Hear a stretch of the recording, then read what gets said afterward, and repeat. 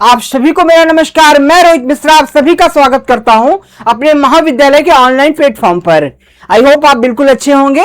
तो आज जो मेरा टॉपिक है स्टूडेंट, जो मैं पढ़ाऊंगा जो सब्जेक्ट, वो है rain feed and dry land agriculture. और इसके अंतर्गत जो मेरा टॉपिक है, काफी महत्वपूर्ण टॉपिक है, वो है management of crop in rain feed areas. बारिश पर निर्भर इलाकों में फसलों का प्रबंधन। ये इंपॉर्टेंट टॉपिक आपसे कई बार एग्जाम में पूछा गया है, इसलिए वेरी इंपॉर्टेंट लगा दीजिएगा कि रेन फीड एरियाज में क्रॉप का मैनेजमेंट किस प्रकार से करते हैं। ठीक है, तो जो हमारे वर्षा आधारित क्षेत्र हैं, जिसे हम रेन फीड एरियाज कहते हैं, तो ऐसे क्षेत्र, मैं इसकी डिफिनीशन पहले ही बता चुका हूं, एक बार फिर से आपको डिफाइन करना चाहता हूं कि ऐसे क्षेत्र जहां पर वार्षिक वर्षा 1150 mm से अधिक होती है और वहां की जो खेती होती है वो पूरी तरह से वर्षा पर निर्भर होती है, उस क्षेत्र को हम रेनफेड एरियाज कहते हैं। और वहां पर जो खेती की जाती है उसे रेनफेड एग्रीकल्चर के नाम से जानते हैं। तो इन क्षेत्रों में सबसे बड़ी समस्या होती है सही समय पर बरसात और जल की निकास। ठीक है, वर्षा और जल का निकास यहां पर एक प्रमुख समस्या होती है, यानी कि वर्षा जल का कैसे संचय करें, कैसे सदुपयोग करें, और जल की एक्सेस जो वाटर है उसको हम किस प्रकार से ड्रेनेज करें, ये जो है एक चुनौती होती है, ये एक जो है प्रमुख समस्या होती है। तो रेनफेड एग्रीकल्चर के बारे में फिर हम थोड़ा सा आगे आपको बताएंगे और वहां पर क्रॉप का मैनेजमेंट कैसे करते हैं वो हम बताएंगे आपको। तो सबसे पहले हम जानेंगे कि भारत की कृषि व्यवस्था में वर्षा का अत्यंत महत्वपूर्ण स्थान है। अनेक क्षेत्रों में खेती मुख्य रूप से क्या होती है, मानसून पर निर्भर होती है।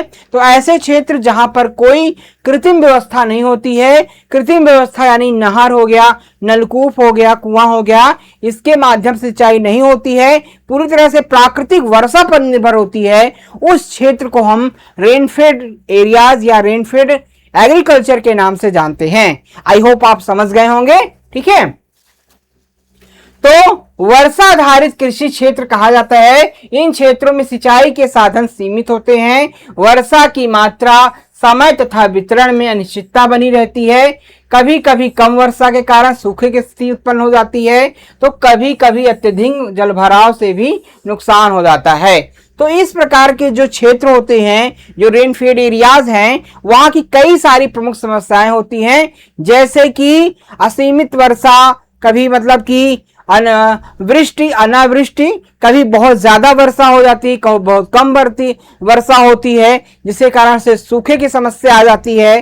कभी कभी बहुत ज्यादा वर्षा हो जाती है, जिससे जल भराव की एवं जल निकासी की समस्या आ जाती है, जिसके कारण हमारी जो फसल है वो नष्ट हो जाती है। और चीजें हैं कि कहीं कहीं जो है वो अनियमित वर्षा होती है। जब फसल को बोने का समय होता है, बुआई का समय होता है, उस समय बरसात नहीं होती है, बरसात लेट होती है, जिससे हमारी फसल भी लेट हो जाती है और हमें उत्पादन जो है वो एक औसत उत्पादन नहीं प्राप्त हो पाता है। तो ये कई सारी समस्याएं होती हैं, कई सारी चुनौतियां होती हैं रेनफेड एग्रीकल्चर में। किस प्रकार से हम कैसी रणनीति अपनाएं जिससे हम अपने क्रॉप का मैनेजमेंट कर सकते हैं, ये हम आपको इसमें बताएंगे। तो इस प्रकार से जो है वो फसल प्रबंधन का मुख्य उद्देश्य उपलब्ध वर्षा जल का अधिकतम उपयोग, मिट्टी में नमी को सुरक्षित रखना, फसल जोखिम को कम करना और किसानों की आय स्थिर रखना। ठीक है, तो इन क्षेत्रों में क्या है, कैसे हम वर्षा जल को संचय करें कि ज्यादा फसलों को उगा सकें, कैसे जो है वो जो है जल निकासी की व्यवस्था कैसे बनाएं कि एक्सेस जो वाटर है वो हम खेत से बाहर जो है वो निकाल सकें, कैसे हम जो है मिट्टी को कटान से बचाएं। तो कई सारी प्रमुख जो है वो मैनेजमेंट प्रैक्टिसेस हैं। ठीक है, कैसे किसानों के रिस्क को, जो उनका जोखिम है, उसको कम किया जा सकता है। तो ये सारी बातों का विशेष रूप से इसमें हमें प्रबंधन करना होता है। ठीक है, तो इस प्रकार से सबसे पहला जो मैनेजमेंट है वो है उचित फसल चयन। ठीक है, उचित फसल चयन यानी कि selection of the appropriate crop. सही फसल का चयन करना चाहिए, जो कि फसल उस क्लाइमेट में सरवाइव हो, अच्छा उत्पादन देने वाली हो, उसकी मार्केट वैल्यू अच्छी हो। ठीक है, और कम अवधि में तैयार हो जाए। ठीक है, तो इस प्रकार से यानी कम अवधि में तैयार होने वाली हो, कम जो है जिसको जल की आवश्यकता हो, ये नहीं कि बहुत ज्यादा पानी चाहने वाली फसल हम उस क्षेत्र में उगाएं, ठीक है। तो उसके अनुसार फसल का चयन करना चाहिए। जैसे कि बारिश पर निर्भर क्षेत्रों में सफल खेती के लिए सबसे पहला कदम स्थानीय जलवायु वर्षा की स्थिति के अनुसार फसल का चयन करना है। ऐसी फसलों और किस्मों को प्राथमिकता देनी चाहिए जिनकी पानी की आवश्यकता कम होती है और वो कम अवधि में तैयार हो जाती हैं। तो सबसे इंपॉर्टेंट इसमें है कि ऐसी फसलों का चयन करना चाहिए जो कि पानी कम लेती हो, जिनको कम पानी की आवश्यकता होती हो और कम समय में तैयार हो जाती हो। तो इस प्रकार के क्रॉप का हमें सिलेक्शन करना चाहिए, ठीक है। जैसे एग्जाम्पल की बात करें, ज्वार हो गया, बाजरा, रागी, अरहर, मूंग, उड़द, चना, तिल, मूंगफली जैसी फसलें अनेक वर्षाधारित क्षेत्रों के लिए उपयुक्त होती हैं। कम अवधि वाली किस्में वर्षा में कमी होने की स्थिति में भी अपेक्षाकृत जल्दी पक जाती हैं। किसान को अपने क्षेत्र की औसत वर्षा, मिट्टी के प्रकार, मौसम के पूर्वानुमान को ध्यान में रखकर फसल का चुनाव करना चाहिए, ठीक है। इस प्रकार से जो मोटे अनाज वाली फसलें हैं जैसे ज्वार, बाजरा, रागी, अरहर, उड़द, चना, इस प्रकार की फसलों को जो है वो उगाना चाहिए। और ये फसलों से क्या होती हैं कि ये कम पानी चाहने वाली होती हैं और कम समय में तैयार हो जाती हैं। और सबसे अच्छी बात है कि इनकी मार्केट वैल्यू भी अच्छी है, मतलब कि इनकी मार्केट में जो रेट है वो भी अच्छा है, क्योंकि ये सारी जो फसलें हैं वो जो है न्यूट्रिशनल से भरपूर होती हैं। इसमें पर्याप्त मात्रा में आयरन, कैल्शियम, ठीक है, मैग्नीशियम, सल्फर जो है और कार्बोहाइड्रेट, ठीक है, और प्रोटीन, ये सारी चीजें पाई जाती हैं। तो इसलिए इनकी मार्केट वैल्यू भी काफी अच्छी है। तो इस प्रकार की फसलों को उगाना चाहिए। और दूसरी बात क्या है कि ये जो है फसलें मिट्टी की जो उर्वरा शक्ति है, फर्टिलिटी है, उसको भी बढ़ाने में अपना योगदान देती हैं। तो इस प्रकार की फसलों का चयन करना चाहिए, ठीक है। इसके अलावा दूसरा जो है इंपॉर्टेंट जो है बात का ध्यान देना चाहिए, समय पर बुआई, टाइमली सोइंग, ठीक है। फसलों की समय पर बुआई करनी चाहिए। बारानी कृषि में बुआई का सही समय बहुत महत्वपूर्ण है। पहली प्रणाली वर्षा के बाद खेत में पर्याप्त नमी होने पर बुआई करना लाभदायक होता है। बहुत जल्दी बुआई करने पर बीजों को पर्याप्त नमी नहीं मिल पा सकती, जबकि बहुत देर से बुआई करने पर फसल को अपनी वृद्धि के लिए पर्याप्त वर्षा नहीं मिलती है। तो समय पे बुआई की अगर बात की जाए तो फसलों को हमेशा जो है समय पे बुआई करना चाहिए। अगर लेट हम बुआई करते हैं तो फसलों को अपना जीवन चक्र पूरा करने के लिए पर्याप्त जो है वो तापमान, अन्य चीजें नहीं मिल पाती हैं, जिससे कि वो अच्छा उत्पादन नहीं दे पाती हैं। तो हमेशा समय से बुआई करनी चाहिए। तो इसमें ये इस बात का ध्यान देना चाहिए कि हमें जो है समय पर बुआई करना चाहिए, ठीक है। और बीजों को पर्याप्त गहराई पर बोना चाहिए, जिससे वो की नमी जो है वो एब्जॉर्ब कर सके, ठीक है। हाँ, जबकि बहुत देर से बुआई करने से क्या होता है कि फसल को अपनी वृद्धि के लिए पर्याप्त वर्षा नहीं मिल पाती है, ठीक है। तो कहते नहीं है कि का वर्षा जब फसल सुखानी, हाँ। तो इसलिए फसल को समय पर बोने से क्या होता है कि फसलों के पूरे जीवन चक्र में समय से मानसून के हिसाब से देख करके, पूर्वानुमान को देखकर फसल की बुआई करनी चाहिए और उसके अनुसार वो अपना जीवन चक्र पूर्ण कर सके और अच्छा उत्पादन दे सके। इसलिए किसानों को स्थानीय कृषि विभाग की सलाह, मौसम संबंधी पूर्वानुमान को ध्यान में रख करके बुआई करनी चाहिए। अच्छी गुणवत्ता वाले प्रमाणित बीजों का उत्पादन बढ़ाने में सहायता होती है। तो इस प्रकार से, ठीक है, जो वेदर फोरकास्टिंग है, ठीक है, मौसम के पूर्वानुमान की सही जानकारी प्राप्त करके ही फसलों को बोना चाहिए। और दूसरी चीज क्या है कि हमेशा प्रमाणित बीजों का प्रयोग करना चाहिए बुआई के लिए, ठीक है। मिट्टी में नमी का संरक्षण, कंजर्वेशन ऑफ सॉइल मॉइस्चर। वर्षा आधारित कृषि में पानी की प्रत्येक बूंद का महत्व है। वर्षा जल को खेत से तेजी से बहने देने के बजाय उसे मिट्टी में उसे रोकना चाहिए, मिट्टी में उसे रोकना आवश्यक है। इसके लिए खेत की उचित जुताई, मेड़बंदी कंटूर बॉन्डिंग तथा खेत की सतह पर अवशेषों का संरक्षण किया जा सकता है। ठीक है, फसल अवशेषों को जलाने के बजाय खेत में रखने से मिट्टी की सतह ढकी रहती है और वाष्पीकरण कम होता है। इससे मिट्टी में नमी लंबे समय तक बनी रहती है। मल्चिंग भी नमी संरक्षण की एक उपयोगी तकनीकी है। ठीक है, कंजर्वेशन ऑफ सॉइल मॉइस्चर की बात करें, अगर मिट्टी में नमी का संरक्षण, तो नमी जो है वो बहुत ही आवश्यक होती है वर्षा आधारित खेती में। तो नमी का संरक्षण करना बहुत ही आवश्यक होता है। जो हमारे खेत में नमी है उसे हमें संरक्षित करना चाहिए। जैसे वर्षा होती है तो हमें तुरंत जो है वो जुताई कर देना चाहिए, जिससे कि पानी जो है वो वाष्पीकृत होकर के ना नष्ट हो। तो हमेशा तुरंत जुताई कर देना चाहिए और खेतों में मल्चिंग का प्रयोग करना चाहिए। तमाम प्रकार के जो खरपतवार हैं उसको नहीं उगने देना चाहिए, क्योंकि वो हमारे फसल के साथ जो है वो प्रतिस्पर्धा करते हैं नमी के लिए और उनके लिए जो आवश्यक जल होता है उसको खुद ग्रहण कर लेते हैं और वो हमारी फसलों को नहीं प्राप्त हो पाता है। तो इसलिए जो है हमेशा जो अनवांटेड वीड्स होते हैं उसको फील्ड से निकाल देना चाहिए, खेत को बिल्कुल साफ सुथरा रखना चाहिए। तो इस प्रकार से नमी को हम जो है वो संरक्षित कर सकते हैं, जो कि हमारी फसलों के लिए आवश्यक होती है। ठीक है, अगला जो पॉइंट है जल संग्रह और जल संचयन की बात करें, water collection and water harvesting. ठीक है, water collection and water harvesting अगर बात की जाए तो बारिश के पानी का खेत में अधिकतम संचयन वर्षा आधारित कृषि की सफलता के लिए आवश्यक है। खेत की मेड़बंदी, छोटे जल संग्रह गड्ढे, फार्म पॉन्ड, चेक डैम, छोटे तालाबों के माध्यम से वर्षा जल को एकत्रित किया जा सकता है।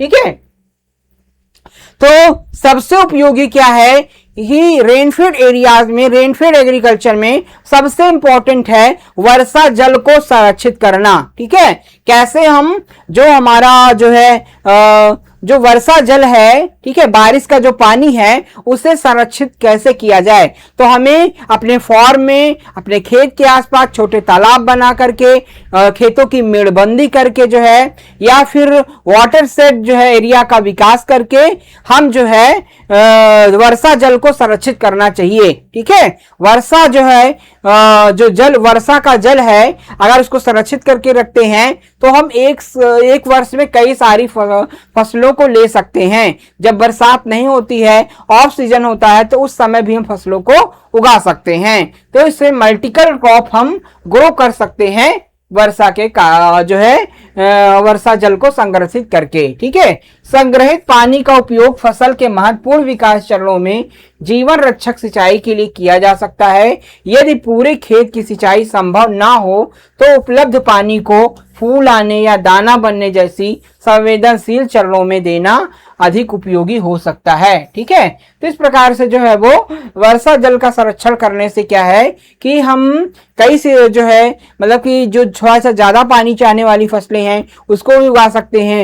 एक वर्ष में कई सारी फसलों को हम उगा सकते हैं। ठीक है, तो ज्यादा से ज्यादा उत्पादन ले सकते हैं वर्षा जल को संग्रहित करके। ठीक है, और दूसरी चीज क्या है कि वर्षा जल को अगर हम संग्रहित कर सकते हैं तो वहां पर हम फिशरीज भी कर सकते हैं, मछली पालन भी कर सकते हैं। ठीक है, तो इस प्रकार से वर्षा जल का संचयन से हम जो है वो अधिक से अधिक फसलों को ग्रो कर सकते हैं और जो है उसमें जो है कई और पानी की उपलब्धता को हम सुनिश्चित कर सकते हैं। और जो पौधों की मुख्य सीआरआई स्टेज है, मतलब क्रांतिक अवस्था है, उस अवस्था में जल को हम प्रोवाइड कर सकते हैं। कभी कभी क्या होता है कि शुरुआत में तो बरसात होती है जब फसल को बोते हैं, लेकिन बाद में जब फ्लावरिंग स्टेज आती है, क्रॉप की मैच्योरिटी स्टेज आती है, तो उस समय क्या होता है कि वर्षा नहीं होती है। उस समय अगर पानी कमी हो जाती है तो हमारी फसल जो है वो नष्ट हो जाती है या फिर एक औसत उत्पादन नहीं दे पाती है। तो इस प्रकार से वर्षा जल को हम संचित करके जो है वो ज्यादा ज्यादा एक अच्छी फसल को हम ग्रो सकते हैं, ज्यादा ज्यादा उत्पादन ले सकते हैं। ठीक है, इसके अलावा पांचवा जो बात का जो मैनेजमेंट है, मिश्रित और अंतर्वर्ती खेती, मिक्स्ड एंड इंटरक्रॉपिंग। वर्षा की अनिश्चितता के कारण केवल एक फसल पर निर्भर रहना जोखिम पूर्ण हो सकता है, इसलिए मिश्रित खेती और अंतर्वर्ती खेती को अपनाना उपयोगी है। उदाहरण के लिए किसान अनुकूल परिस्थितियों में अनाज के साथ दलहन या तिलहन की फसल ले सकता है। ठीक है, तो मिक्स्ड एंड इंटरक्रॉपिंग, ठीक है, मिक्स्ड एंड इंटरक्रॉपिंग ये भी इंपॉर्टेंट जो है वो मैनेजमेंट प्रैक्टिसेस है रेनफेड एग्रीकल्चर में। ठीक है, तो इस प्रकार से क्या है कि जैसे मिश्रित खेती ले सकते हैं या फिर इंटरक्रॉपिंग ले सकते हैं, मतलब कि मिलवा खेती, यानी एक साथ दो फसलों का जो है दो या दो से अधिक फसलों को मिक्स करके हम बुआई कर सकते हैं, या फिर जो है वो हम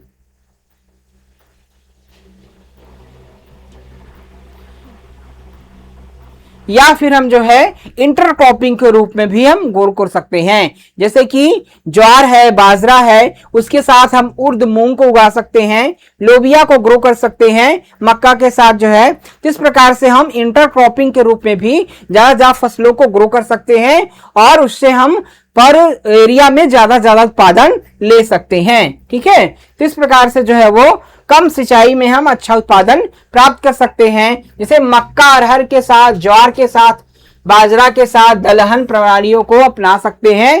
ठीक है, इसके अलावा अधिक स्रोतों से उत्पादन प्राप्त करने का अवसर देती है। यदि एक फसल को मौसम के प्रति अनुकूल नुकसान होता है तो दूसरी फसल का आय प्राप्त हो जाती है। तो मिक्स क्रॉप और इंटरक्रॉपिंग करने से क्या होता है कि एक साथ हम जो है दो या दो से अधिक फसलों का लाभ ले सकते हैं। और दूसरी बात क्या है, कभी कभी एक फसल जो होती है वो नष्ट हो जाती है किसी कारणवश, तो दूसरी फसल जो है वो हमें एक औसत उत्पादन दे देती है, जिससे हमारा नुकसान जो है वो नहीं होता है। ठीक है, फसल विविधीकरण की बात करें, क्रॉप डाइवर्सिफिकेशन की, तो बारानी क्षेत्रों में फसल विविधीकरण भी महत्वपूर्ण है। केवल अधिक पानी की आवश्यकता वाली फसल पर निर्भर रहने के बजाय अनाज, दलहन, तिलहन, चारा फसल, बागवानी फसलों का संतुलित संयोजन अपनाया जा सकता है। ठीक है, तो क्रॉप डाइवर्सिफिकेशन को भी हम अपना सकते हैं। ठीक है, जैसे कि जो है अनाज वाली फसलें हैं, दलहन है, तिलहन है, चारा है, ठीक है, एवं हॉर्टिकल्चर क्रॉप्स है, इसको हम इसमें ग्रो कर सकते हैं, जिससे कि हम क्रॉप प्रोडक्शन के साथ साथ अन्य स्रोतों से भी हम लाभ ले सकते हैं। ठीक है, जैसे हम जो है दलहन को उगा सकते हैं, चारा उगा सकते हैं और कुछ हम बागवानी वाली फसलों से लाभ ले सकते हैं। इस प्रकार से ज्यादा फार्मर को क्रॉप डाइवर्सिफिकेशन अपनाने से फार्मर को ज्यादा बेनिफिट हो सकता है। दलहन फसलें मिट्टी की उर्वरता बनाए रखने में मदद करती हैं, किसानों को अतिरिक्त आय भी प्रदान कर सकती हैं। स्थानीय परिस्थितियों के अनुसार अनुकूल फलदार पौधों, बहुवर्षीय फसलों को कृषि प्रणाली में शामिल करने से लंबे समय से आय स्रोत बढ़ सकता है। ठीक है, तो क्रॉप डाइवर्सिफिकेशन का मतलब क्या है कि एक साथ जो है वो विविध प्रकार की फसलों को ग्रो करना। ठीक है, जैसे अनाज वाली फसलें उगाते हैं, दलहन, तिलहन, इसके साथ कुछ हम हॉर्टिकल्चरल क्रॉप्स को उगाते हैं, जैसे आम हो गया, आंवला हो गया, नींबू हो गया। ठीक है, तो इस प्रकार की फसलों से लेने से कटहल हो गया, किसान को अलग अलग स्रोतों से आय जो है वो वर्ष भर प्राप्त होती रहती है। इसके अलावा से पशुपालन है, बकरी पालन है, ठीक है, भेड़ पालन हो गया और जो है कैटल्स हो गए, भैंस पालन हो गया। तो इससे क्या है, किसानों को जो है इन स्रोतों से भी आय प्राप्त होती है। फिशरीज हो गया, ठीक है, मछली पालन हम कर सकते हैं, जहां पर हम जो है तालाब वगैरह बना करके, तो उससे भी कुछ आय प्राप्त होती रहती है। तो इस प्रकार से किसान को साल दर साल जो है वो कुछ ना कुछ आय जो है वो प्राप्त होती रहती है, जिससे क्या होता है कि उसकी इकोनॉमिकली कंडीशन जो होती है वो मजबूत होती है। तो ये सारे जो है वो बेनिफिट्स होते हैं मैनेजमेंट प्रैक्टिसेस के। सातवां क्या है कि मिट्टी की उर्वरता का प्रबंधन, सॉइल फर्टिलिटी मैनेजमेंट। ठीक है, तो वर्षा आधारित क्षेत्रों में मिट्टी की उर्वरता बनाए रखना अत्यंत आवश्यक है। लगातार उगाने से मिट्टी में पोषक तत्वों की कमी हो सकती है, इसके लिए फसल चक्र अपनाना चाहिए। तो सॉइल फर्टिलिटी मैनेजमेंट के लिए बहुत आवश्यक है। हमेशा जो है वो अधिक पानी वाली चाहने वाली, इस बात कम पानी चाहने वाली फसलों को उगाना चाहिए। अधिक गहरी जड़ वाली फसलों के बाद कम गहरी जड़ वाली फसलों को अपनाना चाहिए। दलहनी फसलों के बाद अदलहनी फसलों को अपनाना चाहिए, जिससे कि सॉइल की जो फिजिकल और केमिकल कंडीशन है वो मेंटेन रहे और उसकी फर्टिलिटी भी इंक्रीज हो सके। ठीक है, इसके अलावा उसमें गोबर की खाद, कंपोस्ट, हरी खाद, जैविक पदार्थों के प्रयोग से मिट्टी की संरचना, जल धारण क्षमता में सुधार किया जा सकता है। मिट्टी परीक्षण के आधार पर संतुलित मात्रा में उर्वरकों का प्रयोग करना चाहिए। इससे आवश्यक खर्च जो होता है वो कम होता है और फसल को आवश्यक पोषक तत्व मिलते हैं। तो इस प्रकार से जो है वो गोबर की खाद हो गया, कंपोस्ट हो गया, जैविक खादों का प्रयोग करने से क्या होता है, मिट्टी की जो फिजिकल कंडीशन है वो इम्प्रूव होती है, सॉइल की उर्वरता मजबूत होती है और जो मिट्टी की दशा है वो भी अच्छी होती है और जो है मिट्टी में संतुलित उर्वरकों की मात्रा में वृद्धि होती है और रासायनिक उर्वरकों का प्रयोग हम पर निर्भरता जो होती है वो भी कम हो जाती है। तो ये सारे जो है बेनिफिट इसके होते हैं। 8वां है खरपतवार और कीट प्रबंधन। ठीक है, तो वीड एंड पेस्ट मैनेजमेंट। वर्षा की अनियमितता के कारण फसल और खरपतवार के बीच पानी पोषक तत्व के लिए प्रतिस्पर्धा बढ़ जाती है। इसलिए प्रारंभिक अवस्था में खरपतवार नियंत्रण विशेष रूप से महत्वपूर्ण है।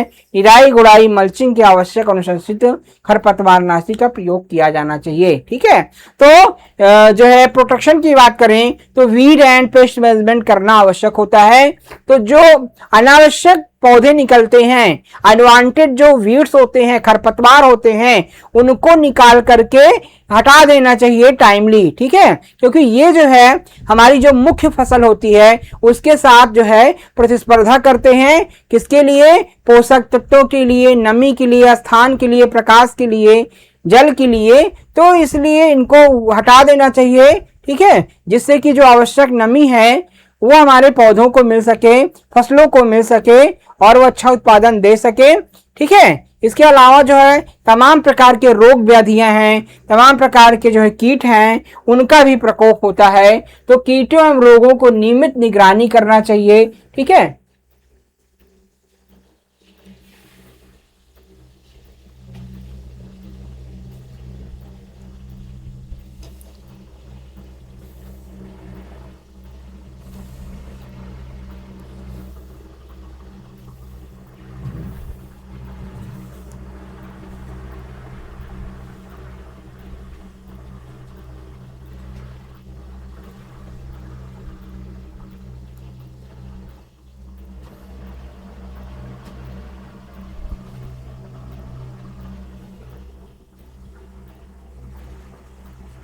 सूरज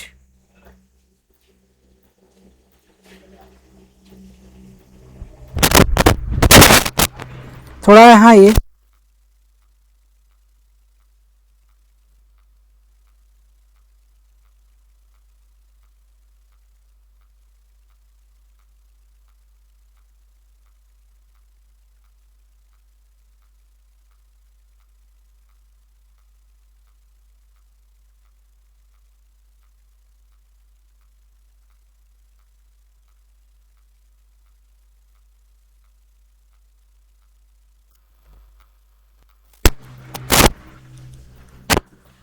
तो इस प्रकार से कीट एवं रोगों की नियमित निगरानी करना चाहिए और एकीकृत जो इंटीग्रेटेड वीड मैनेजमेंट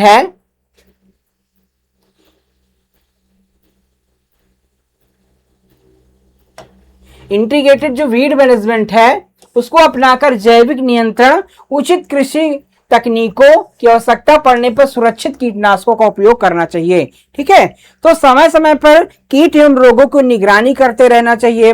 अगर कीटों का प्रकोप होता है तो आईपीएम प्रणाली का यूज करना चाहिए। आईडीएम, आईपीएम के माध्यम से जो है कीटों का नियंत्रण करना चाहिए। ठीक है। इसके अलावा बात करें मौसम आधारित कृषि प्रबंधन की, वेदर बेस्ड एग्रीकल्चर मैनेजमेंट की, तो वर्षा आधारित खेती में मौसम की जानकारी किसानों के लिए महत्वपूर्ण साधन है। ठीक है, मौसम का पूर्वानुमान के आधार पर बुआई, उर्वरक, सिंचाई, निराई और कीटों की योजना बनाई जा सकती है। यदि भारी वर्षा की संभावना हो तो खेत में जल निकास की व्यवस्था पहले से करना चाहिए। ठीक है, तो इस प्रकार से क्या है कि मौसम आधारित कृषि प्रबंधन की बात करें तो हमेशा मौसम पूर्वानुमान की सही जानकारी रखना चाहिए और वर्षा के हिसाब से कब अधिक वर्षा होगी, कम वर्षा होगी, तो उसी अनुसार फसल का सिलेक्शन करना चाहिए। ठीक है, तो जैसे कि वर्षा कम होगी तो कम पानी चाहने वाली फसलों को बोना चाहिए, वर्षा अधिक होगी तो अधिक पानी चाहने वाली फसलों को हम उगा सकते हैं। ठीक है, और मौसम जैसे कि अधिक बरसात होगी तो हमें जल निकास की प्रॉपर व्यवस्था करना चाहिए। तो तमाम चीजें हैं जो वर्षा के अनुसार हमें करनी चाहिए। ठीक है, वेदर के हिसाब से हमें करना चाहिए। ठीक है, और नमी को संरक्षण करना चाहिए, जो कि एक्सेस वाटर है उसको किसी तालाब में, पॉन्ड में, या फिर जो है वाटर कुछ आर्टिफिशियल जो है रेन हार्वेस्टिंग टेक्निक से उसे हार्वेस्ट करना चाहिए, जिससे कि हम उसे बाद में भी यूज कर सके। जीवन रक्षक सिंचाई और कम अवधि वाली फसल प्रबंधन को अपनाना चाहिए। ठीक है, तो जो जीवन रक्षक सिंचाई है, क्रांतिक अवस्थाओं में देने वाली सिंचाई है, उसको अपनाना चाहिए। तो ये कई से कम वर्षा होगी तो फिर उस हिसाब से पानी का यूज करना चाहिए। तो इस प्रकार से मौसम की सही जानकारी प्राप्त करके मौसम के अनुसार जो है एग्रीकल्चरल मैनेजमेंट जो है वो करना चाहिए। सूखे और अत्यधिक वर्षा की स्थिति में रणनीति की बात करें तो strategy of drought and excessive rainfall condition, तो कम वर्षा होने पर किसानों को उपलब्ध नमी का संरक्षण करना चाहिए, आवश्यक जुताई से बचना चाहिए। यदि मौसम की शुरुआत में ही वर्षा कम हो तो कम अवधि वाली फसल या वैकल्पिक फसल का चुनाव किया जा सकता है। फसल पूरी तरह नष्ट होने की स्थिति में उपयुक्त समय पर वैकल्पिक फसल लेना चाहिए, एक विकल्प हो सकता है। ठीक है, तो कहने का ये मतलब है अत्यधिक वर्षा की स्थिति में जल निकासी की उचित व्यवस्था आवश्यक होती है। ठीक है, सूखे और अत्यधिक वर्षा की स्थिति में क्या है कि जैसे मान लीजिए वर्षा कम होती है, सूखे की कंडीशन होती है, तो सूखे में हमें क्या करना है कि उस स्थिति में कम पानी चाहने वाली फसलों को उगाना चाहिए। बीजों को हमेशा जो है वो भिगो करके बोना चाहिए, अधिक गहराई पर बोना चाहिए। ठीक है, मेड़बंदी करके रखना चाहिए खेतों में कि जो एक्सेस वाटर है वो खेत में रिजर्व हो सके। तो इस प्रकार से जो है वो रखना चाहिए। अगर मान लीजिए अधिक वर्षा होती है तो वर्षा जल को संचित करना चाहिए।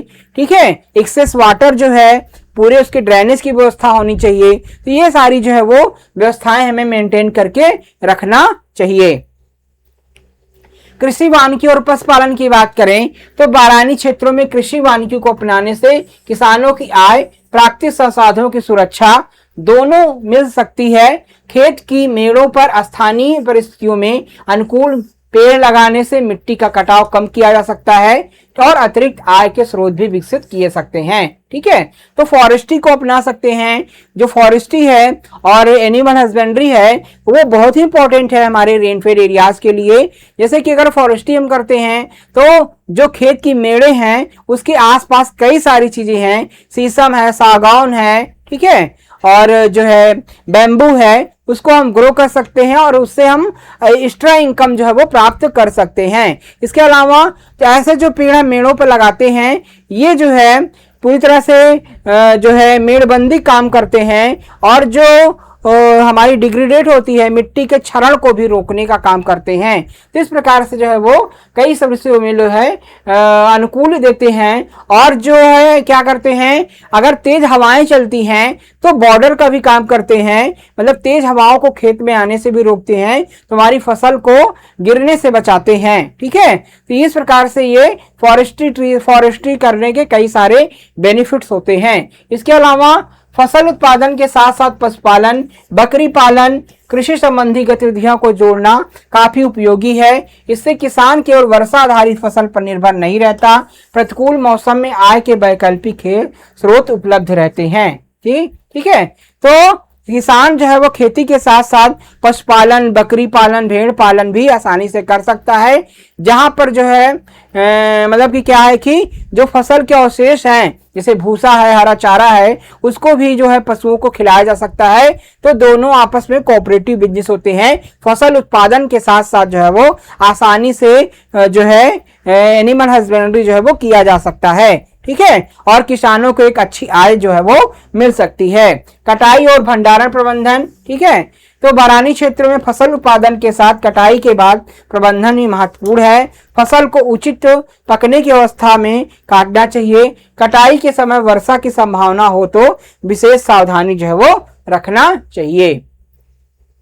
तो इस प्रकार से क्या करना चाहिए कि फसलों को जो है वो अच्छी तरह भंडारण करना चाहिए। ठीक है, तो इस प्रकार से फसलों को भंडारित करने के लिए उसे अच्छी प्रकार से सुखा लेना चाहिए। ठीक है, 8 से 10% नमी पर ही फसलों को भंडारित करना चाहिए। भंडार गृह जो बनाना चाहिए थोड़ा सा ऊंचाई वाले स्थान में बनाना चाहिए जहां पर जल वगैरह से कोई नुकसान ना हो। ठीक है, इस प्रकार से तमाम प्रकार के रोगों एवं कीटों से जो है वो फसलों को जो है बचाना चाहिए। जो भी भंडार गृह उसको साफ सुथरा करके रखना चाहिए।